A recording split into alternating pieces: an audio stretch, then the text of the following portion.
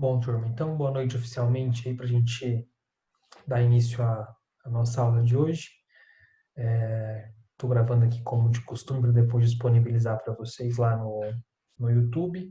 Alguns colegas têm perguntado isso no e-mail e tal, e não tem problema, é claro, pode perguntar, porque eu estou aqui para ajudar vocês, para esclarecer e tal. Mas essas aulas todas que a gente está fazendo, então no mesmo momento que eu entro ao vivo, eu já coloco para gravar e depois eu coloco lá no YouTube e atualizo o fórum da aula do dia com o link da aula no YouTube, tá? Ou também, se colocar meu nome lá no YouTube direto, vai direcionar para o canal lá, onde estão postadas todas as aulas, tá? Mas, de qualquer forma, para ficar mais organizado, mais fácil, quando termina aqui, eu faço o upload lá e pego o link e coloco no fórum que a gente usa para a atividade do dia, tá? Como a gente tinha comentado na terça-feira, a gente está se preparando, né, se programando aí para a nossa prova no dia 30. E aí, para isso, eu dividi essas últimas aulas, né, com atividades de fixação e de revisão para essa nossa primeira prova. Então, a gente vai fazer a parte 2 dessa bateria de exercícios que eu separei para a gente reforçar alguns conteúdos aí. E aí, eu percebi que vocês, claro, já foram postando lá da atividade da aula passada, que envolvia as demonstrações balanço e DRE para calcular os indicadores de atividade e também a necessidade do capital de giro das empresas que vocês trabalharam com a DVA e a DFC. E aí eu vou fazer a correção dessa atividade, na verdade, fazer uma explicação geral, porque cada um vai ter uma empresa diferente aí, né? Mas eu vou pegar um exemplo, uma empresa modelo aqui, vou fazer a correção em cima daquela empresa modelo, mas de todos os indicadores para vocês irem acompanhando como é que vocês fizeram ou das respectivas empresas que vocês escolheram. Então essa correção vai ser feita juntamente com essa parte 2 que eu vou apresentar agora para vocês na quinta-feira que vem, lembrando que terça a gente não vai ter aula em função do feriado de Tiradentes, tá? Qualquer minuto aí pode me interromper, mas a aula de hoje é uma aula bastante prática. Eu vou apresentar para vocês o que a gente vai fazer, que é a segunda parte das atividades de fixação e revisão, então, para fechamento da primeira nota do bimestre. Então, a gente tem uma atividade aí de fluxo de caixa. Eu me lembro que enquanto nós estávamos discutindo essa atividade, que foi bem naquele período entre as últimas aulas que a gente teve presencial e as primeiras aulas que a gente começou a ter remotamente. Então, algumas pessoas comentaram comigo no e-mail e tal, que estavam com alguma dificuldade, ou porque perderam as primeiras aulas presenciais, depois para acompanhar das atividades remotas deu um pouquinho de trabalho. Então, eu trouxe mais um caso aí para a gente fazer uma simulação, e aí vocês têm mais tempo, né, de desenvolver isso daí. Então, a gente tem aqui um cenário, né, de vendas e de compras para 12 meses, que a gente vai fazer para esse período que está em negrito aqui. Mas eu coloquei os 3 meses anteriores porque eles têm reflexo na política de pagamento e de recebimento da empresa, como a gente viu nos casos anteriores. Destaquei aqui uma outra saída em função de uma aquisição de imobilizado que a empresa fez, então é um gasto para um investimento, na verdade, então só para diferenciar das vendas e compras, que são aquelas atividades básicas, operacionais mesmo do negócio, tá? Então, só para destacar isso aqui. As condições de recebimento e pagamento, né, pra, das vendas a prazo, das compras a prazo, uma parte é feita à vista, como a gente estava trabalhando também. As despesas fixas mensais, que aqui eu padronizei 35 mil, e aí fazendo uma ressalva, né,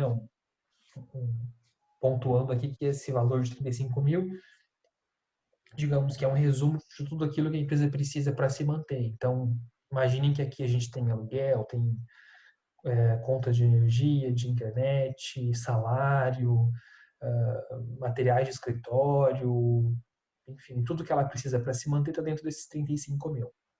Um saldo inicial de 10 mil no caixa, digamos assim, e um saldo mínimo exigido de 10 mil. Então, essa empresa quer manter aí 10 mil minimamente no caixa para eventualidades, tá? E isso é importante para a gente poder, daquilo que a gente encontrar de saldo, como que a gente vai administrar isso? Se vai dar para manter esse saldo mínimo e aplicar a diferença, ou se vai ter que buscar crédito de alguma maneira. Se a gente buscar empréstimo no banco, 6,5% essa empresa tem negociado, e se a gente aplicar 1,5% de rendimento de aplicação. Então, diante desse cenário aqui, nós temos a projeção do fluxo. Essa projeção, então, ela vai ser feita em alguns momentos, né? Então, a gente tem primeiro o mapa de recebimento, depois o mapa de pagamento, e depois a projeção, e aí os dois controles de empréstimos e de aplicações financeiras, conforme for se apresentando aqui. Sempre lembrando que a gente tem esses dois controlezinhos aqui para mostrar a movimentação do que sobra, do que falta do recurso. Quando a gente fala de empréstimo, eu vou ressaltar, porque talvez algum colega não estava presente nas aulas anteriores, esse saldo, esse controle de empréstimo para mostrar que com aquilo que eu tenho de movimentação no mês, eu não daria conta de cobrir aquilo que eu tenho para pagar. E aí eu sinalizo nesse controle aqui que eu vou ter que buscar um empréstimo, né, um recurso adicional, porque aquele mês o que entrou não foi suficiente. Não significa, num primeiro momento, que isso é um empréstimo bancário. Ele só vai ser considerado um empréstimo bancário e vai incidir aquela taxa de juros de 6,5% quando eu não tiver aplicação suficiente para cobrir esse empréstimo. E quando tiver aplicação suficiente, a gente empresta a aplicação. Né? Na verdade, a gente resgata da aplicação para fazer essa cobertura, porque a aplicação rende menos do que custa o empréstimo, então é mais inteligente, digamos assim, mais eficiente do ponto de vista da gestão financeira, pegar da aplicação do que pagar juros para o banco. E aí, um outro ponto que eu chamo a atenção para vocês é que, quando a gente trata do controle do empréstimo, as entradas elas vão acontecer sempre que eu estiver buscando o crédito, estiver tomando o valor emprestado, e a saída quando eu estiver fazendo o pagamento disso, né?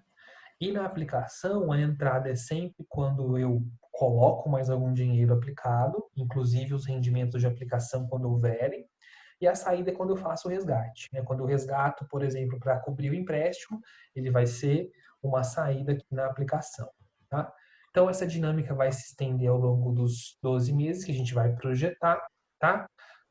Lembrando novamente que os 3 meses do ano anterior servem de base apenas para o mapa de recebimento e pagamento, porque ele gera reflexo nos outros meses, mas a projeção vocês vão fazer de janeiro a dezembro apenas, tá? Não precisa fazer de 19.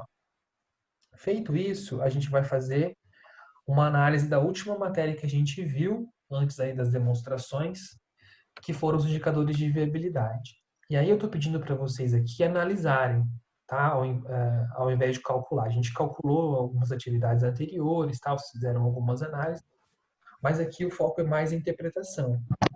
O cálculo em si não é tão difícil, vocês têm um macetinho aí, né? Tem a fórmula no material e tal, e, e fazer o cálculo não é o mais difícil, digamos assim. O diferencial é conseguir entender o que esse número quer dizer, né? O que essa informação significa para a empresa, né? Significa para o gestor, significa para o empreendedor e tal.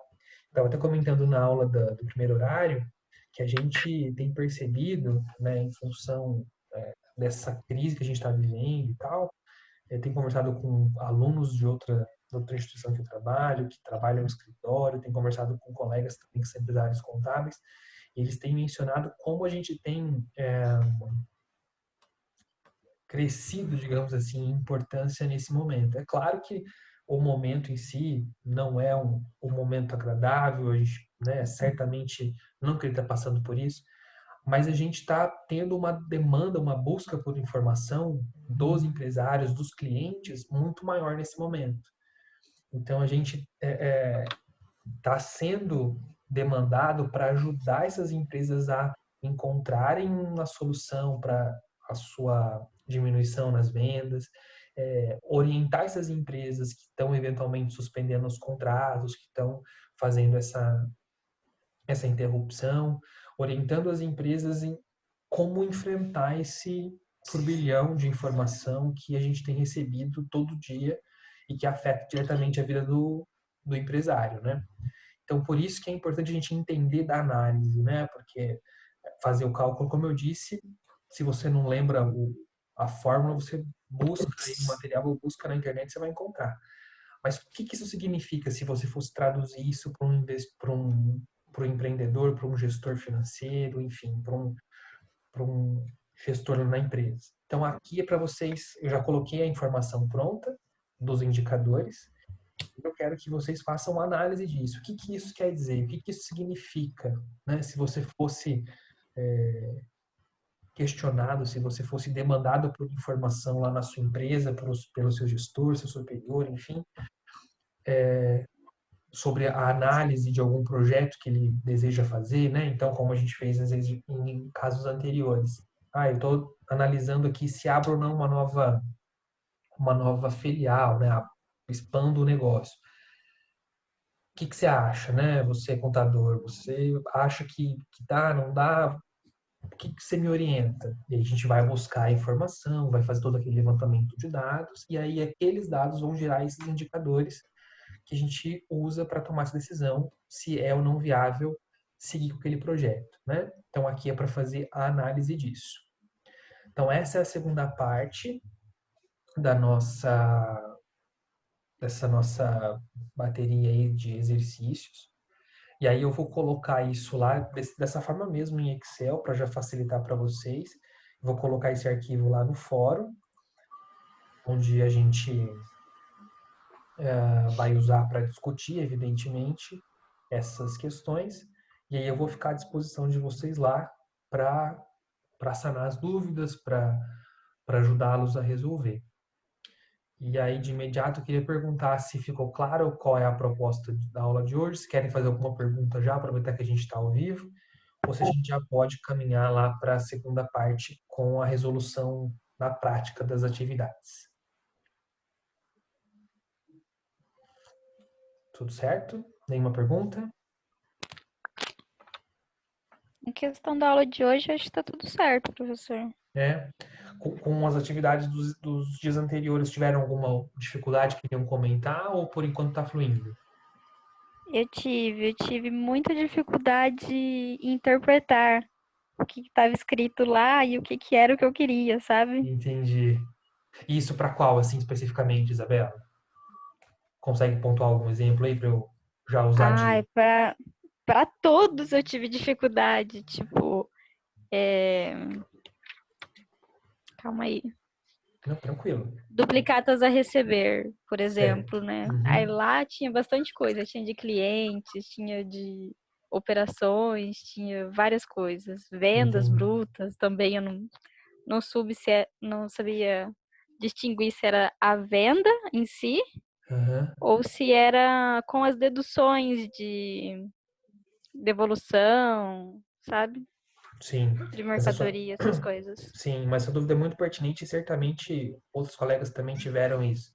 E aí o bacana de pegar demonstrações reais, né, como vocês fizeram, a gente começa a visualizar um pouco dessa dinâmica no mercado mesmo, né? Porque a gente vê algumas contas básicas na sala de aula, mas isso é um universo bastante restrito que a gente encontra fora do ambiente acadêmico nas empresas. Então, só para explicar algumas situações que você mencionou aí, e aí se eu for lembrando de mais algumas eu vou pontuando. Lá na fórmula que pede vendas brutas, de fato, se você tem essa informação na empresa, por exemplo, se você está fazendo para a sua empresa, né, você tem informação do que eu vendi bruto e o que houve de dedução ali. Aí você utiliza aquela informação, claro. Mas lá na Bovespa, as empresas já publicam a DRE com a receita líquida, ou seja, já sem as deduções de abatimento, de impostos sobre venda e tal. Então, para a gente usar aquela informação, a gente tem que usar aquela primeira linha mesmo de receita líquida, porque não tem essa informação disponível da receita bruta. E honestamente, embora a gente tenha isso como referência na literatura e tal, embora é sempre uma referência, né? A gente pode ir aperfeiçoando essas análises, a receita líquida faz um sentido ainda maior de a gente utilizar, justamente porque ela já está livre dessas deduções de abatimentos, de impostos e tal. O que os autores vão dizer em relação a essa questão de usar a venda bruta, né? Porque esse imposto que eu vou ter que pagar sobre a venda também entra nesse contas a pagar, digamos assim. Então, também tem que estar considerado. Então, essa é a linha de raciocínio, digamos assim. Mas, ao mesmo tempo, quando eu pego aquilo que é líquido para mim, aquilo que é meu por direito e que não vai ter nenhuma outra dedução do governo, eu tenho um nível de prudência muito maior porque eu estou me precavendo em relação a esse faturamento, né? Então, esse é um ponto realmente. Tem essa diferenciação do que a gente tem nas empresas, digamos assim, limitadas, com aquilo que as empresas companhias abertas publicam, né? Essa estrutura da DRE. Mas isso, quem fez com a receita líquida lá, aquela primeira linha da DRE, tá perfeito, não tem problema nenhum. Outra coisa com relação às duplicatas, a gente aprende muito na faculdade como duplicatas a receber, a gente comentou isso em outras aulas, mas a maior parte, pelo menos das demonstrações que eu vejo, elas acabam vindo como clientes, né? E aí às vezes gera um pouco dessa dúvida. Então, para a gente tratar dos prazos médios, a gente leva em consideração aquilo que a gente tem para receber dos clientes, porque isso faz parte da nossa atividade básica, operacional. Se eu tenho outras contas para receber, que não decorrente das minhas vendas, dos meus clientes, ela pode entrar como forma de financiar esse capital de giro que eventualmente eu não consiga ter todo disponível. Mas para o cálculo a gente vai usar a conta de clientes, aquilo que representa o que eu vendi das minhas mercadorias para o meu cliente direto. E outras situações que a gente pode encontrar também, lá no contas a pagar, no passivo, na verdade, né? A gente talvez não encontre contas a pagar, vai encontrar obrigações trabalhistas, obrigações fiscais, obrigações tributárias. Na verdade, tudo isso são contas a pagar, né? Obrigações trabalhistas, os encargos sociais, tipo INSS, FGTS e tal. Obrigações fiscais, então a parte de tributo, ICMS, ESCOFINS, ISS, imposto de renda e por aí vai. Então também há alguma variação em relação a isso. Então, essa questão de nomenclatura não tem como definir um padrão, digamos assim, porque é muito particular mesmo. O que é padrão é aquela codificação, né? Do 1 para ativo, 2 para passivo e por aí vai. E aí, se tiver alguma outra dúvida que vocês forem percebendo assim, podem ir jogando lá no fórum que eu vou observando e já vou tentando sanar já na hora. Mas essa dificuldade de fazer a leitura da demonstração, ela é compreensível num primeiro momento, que a gente tem pouco hábito de fazer a leitura da demonstração, de interpretar a demonstração, e às vezes fica mais restrito àquele balanço IDRE mais enxuto que a gente usa em sala de aula, e por isso que é interessante expandir o conhecimento dessa literatura, digamos assim, contábil com outras demonstrações. Mais alguém encontrou alguma dificuldade aí? Queria compartilhar com a Isabela?